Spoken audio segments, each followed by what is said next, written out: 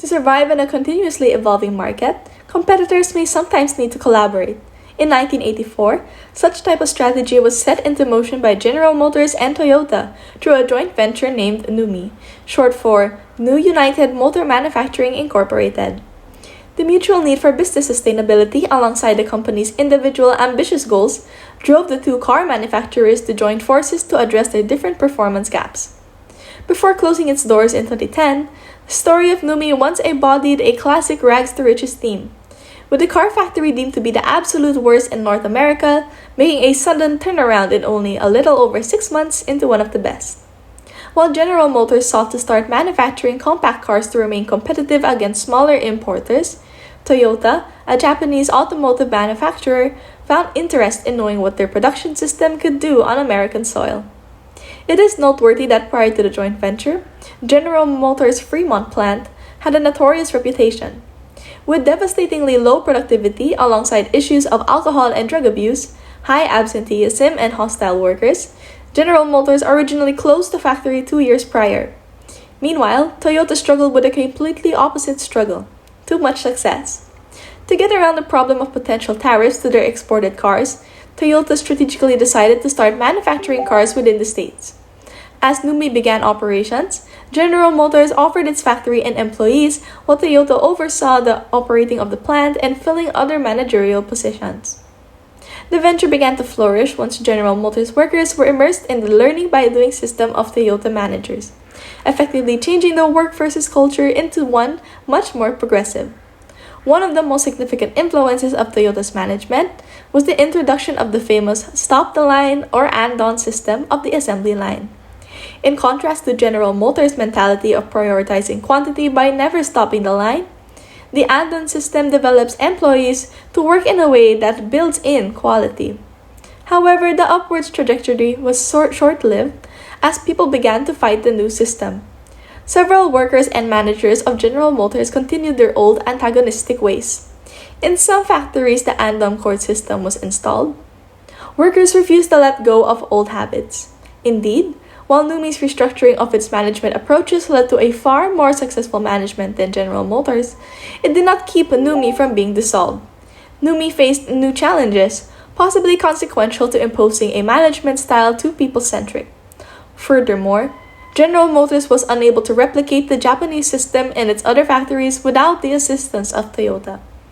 In this case study, a deeper analysis will be done to understand the macro and micro environmental challenges that arose from General Motors and Toyota's joint venture, and how General Motors' different strengths, weaknesses, opportunities, and threats could have been handled at the time of Nummi's operations. Furthermore, the study assesses the possible solutions and responses that may be undertaken by General Motors management moving forward, leading to a proposed recommendation for the organization. Taking into consideration the circumstances presented in this case, the major question to be answered is how General Motors could have replicated their successful production model in Nummi into other factories, increasing workers' long-term motivation and satisfaction, and maximizing profitability. In consideration of all key stakeholders, including customers, suppliers, workers, and investors, the specific objectives are deemed to be the following. First is to impose measures in response to employees resistant to organizational change and resolve General Motors' labor's mistrust of management that created adversarial relationships, hampering production and reducing quality and efficiency. Next is to standardize the production systems of all General Motors factories to mimic the Nummi workplace environment that encourages continuous learning, welcomes employee input, and cross-training. And last is to reinforce General Motors' position in the automobile manufacturing segment and create opportunities to enhance its brand image in the aftermath of its shutdown joint venture. For the areas of considerations, we have strengths, weaknesses, opportunities, and threats, or SWOT. Let's start with strengths. First, Nummi had a strong strategic alliance. GM and Toyota quickly expanded, created cutting-edge consumer solutions, entered new markets, and combined their considerable expertise and resources. Without spending more time or money, GM and Toyota were able to reach a wider audience. The joint venture offered GM the ability to learn about the Toyota way and Toyota production while additionally providing access to high-quality small automobiles. Next, we have Nummi was a reputable company. It is one of the most significant factors in Nummi's exceptional success, thus making it one of the most significant factors overall. Nummi has established itself as a top place to work for employees to its diversified and innovative culture. Nummi has demonstrated that sustaining the office environment improves productivity, sustains employees, and most significantly, is good for the overall mental health of the business. The management team and staff of Nummi collaborated in order to make the business successful. Employees had trust in their supervisors, and managers had faith in their staff. Next, Nummi was a reputable and significant automaker. Sales for Nummi totaled $71.5 million. GM's automobiles have been recognized and improved in terms of quality thanks to the partnership with Toyota. At Nummi, quality control ensured that all of the company's cars are free of flaws and run properly. Vehicles are frequently put through extensive testing procedures to guarantee their safety, quality engineering, and consumer happiness. It helped Nummi boost the performance, dependability, and durability of its products. They differentiated themselves from their competitors thanks to these traits. Customer happiness and revenue were improved as a result of better products. Next, Nummi produced automobiles excellently. Nummi had been manufacturing cars in an outstanding manner, mostly for General Motors in California. Since cars were reliable and less expensive to produce, the business could make greater profits.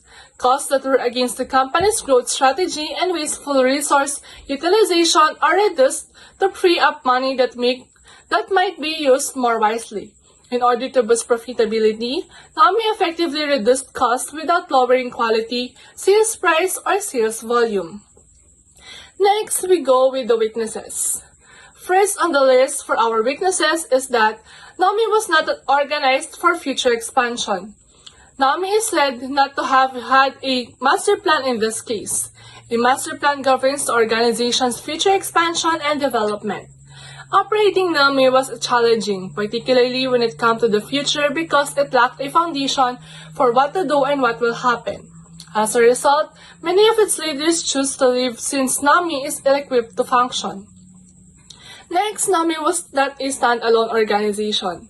Toyota and General Motors were the two firms that jointly made up Nummi. It would have been challenging for Nummi to meet its workforce and financial needs, and as a consequence, it turns to its former assistants, and as Nummi was not an independent facility, the worst thing that could have happened is if one of its owners shut down, in which case the latter would decisively shut down Nummi. Next, we have the opportunities. The first on our opportunities is Nummi can expand the market internationally. There is a promise for growth in Asia and the BRIC, where it stands for Brazil, Russia, India, and China nations. In India, there are 50 automobiles per 100 people compared with 200 in China.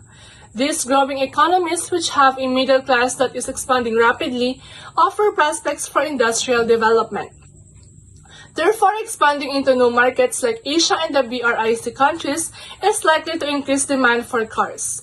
The most influential businesses in the world are focusing their efforts on it as a result, given that it is believed that the new markets will soon open up. Next, vehicles that use less fuel are being introduced. Numerous opportunities are present in the automobile sector, such as cost-saving strategies and the improvement of fuel-drive emission engines. Fuel-efficient models minimize the cost of petrol and the time needed to refuel. Additionally, unlike controversial cars, they have the additional benefit of decreasing emissions that contribute to smog because of their efficiency. In the past few years, consumers have shown more interest in economical and fuel-efficient automobiles. It has given automakers a tremendous opportunity to seize the moment and deliver precisely what customers want. Additionally, it would be an environmentally beneficial component of brand marketing. Next, there was an innovation of a cheaper automobile. Nummi was able to develop a cheaper automobile by depending on conventional innovation and adapting technology. Nummi has the power to produce models that are less costly versions of an expensive model with lower and less significant features. The size of their target audience might grow as a result though. For our threats, there was a rapid environmental change. A producer in the automotive sector is Nummi.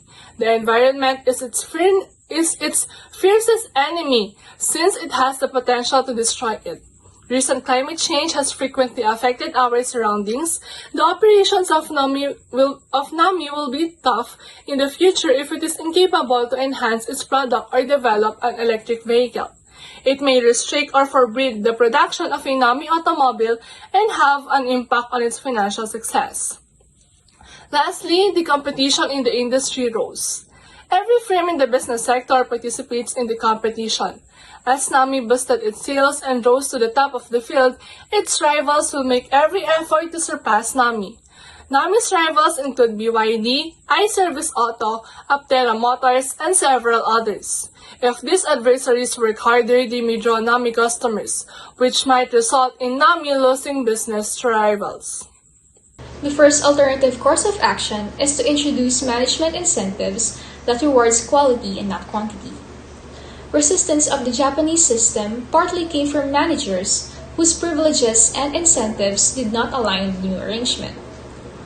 Revamping GM's incentive policy to a policy that rewards excellent work, which can be measured by the number of good quality cars manufactured, can help redirect the motivation of the firm down to its employees. In addition, an incentive policy that is aligned with the workplace system increases employee satisfaction and simultaneously aids the objectives of the firm. A successful incentive program lowers turnover, recruitment expenses, and productivity loss from absenteeism. While incentives may sound costly at first, introducing an effective incentive system helps lower costs in the long run. Improved quality of the manufactured cars increases efficiency and reduces expenses spent for repairs. However, although this course of action can motivate managers to work with the new system, the case may be different for employees. Resistance of the new system cannot be attributed solely to the lack of a functional managerial incentive program, but also other factors. Incentives are not guaranteed means of improving workforce motivation. Incentives are also just one aspect of a manager's compensation. Getting the job done with no regard whether half of the cars are defective may still remain despite the improved incentive policy. Furthermore, if the incentives are based on the number of cars with no defects, this may encourage dishonesty in reporting this metric. An unjust and dishonest incentive system will defeat the purpose of this change. The second alternative course of action is strengthening the workforce organization through related trainings and development programs that will lead to the employees and company's continuous improvement. For its advantages, first, as mentioned in the case study, GM employees are resistant to organizational changes, particularly the use of the Japanese system. Through related training and development programs such as seminars and workshops, the employees will become more knowledgeable of the need to adapt to the Japanese system and why it is important. Thus, this could increase employee efficiency and proficiency at the job. Second, if employees are well trained and open to changes, the company will benefit as well. If employees meet the productivity level required or even exceeded, the company will become more competitive and will have a greater chance of surviving the industry. Third, employees' resistance to change can be caused by fear of trying something new. Through comprehensive training, it can be ensured that employees are prepared and equipped with the skills necessary in maximizing their output. Therefore, the fear could be eliminated, and this could also increase job satisfaction among the employees.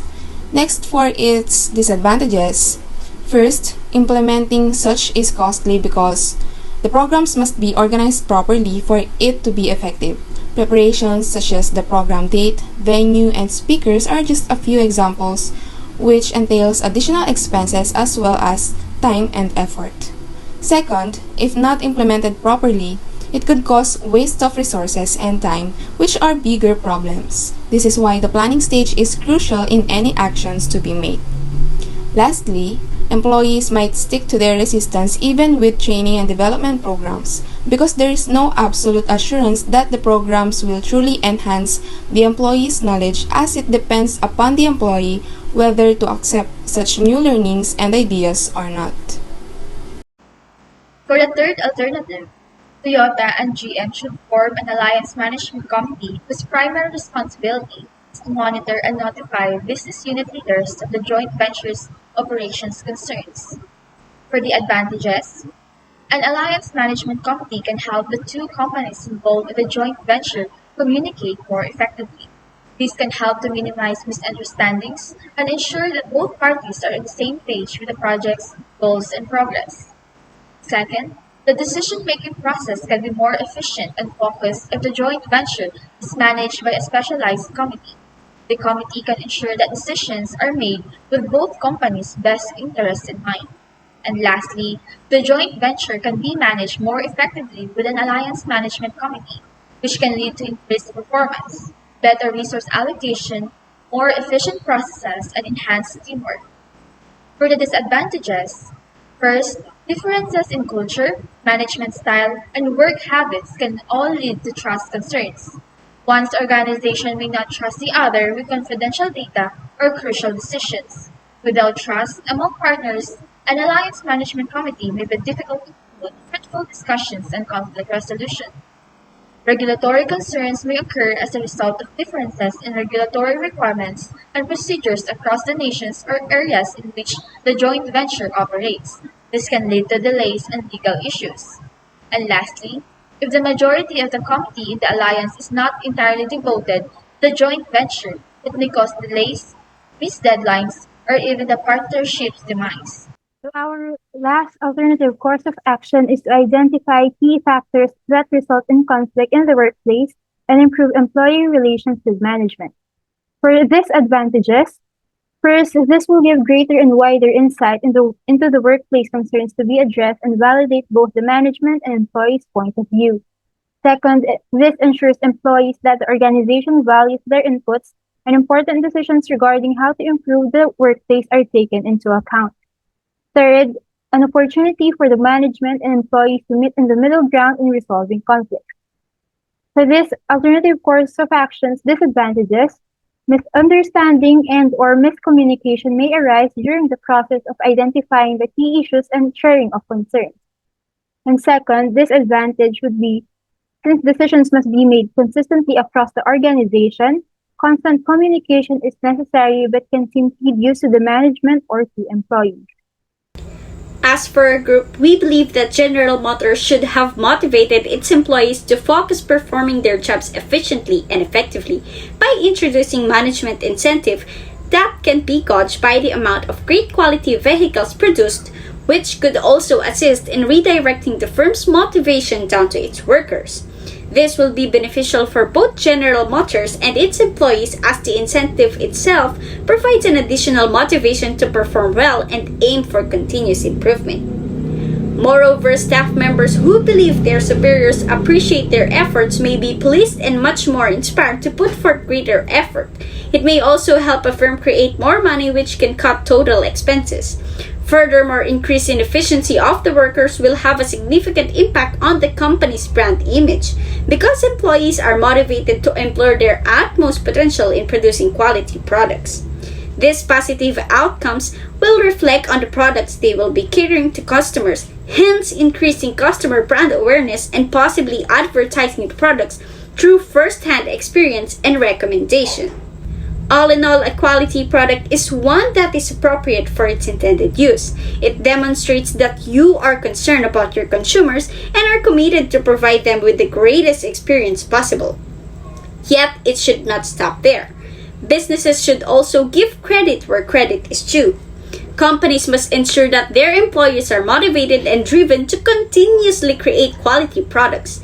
This can be accomplished by providing not only their compensation correctly, but additionally a reward for their great labor in order for them to know that their efforts are acknowledged and recognized.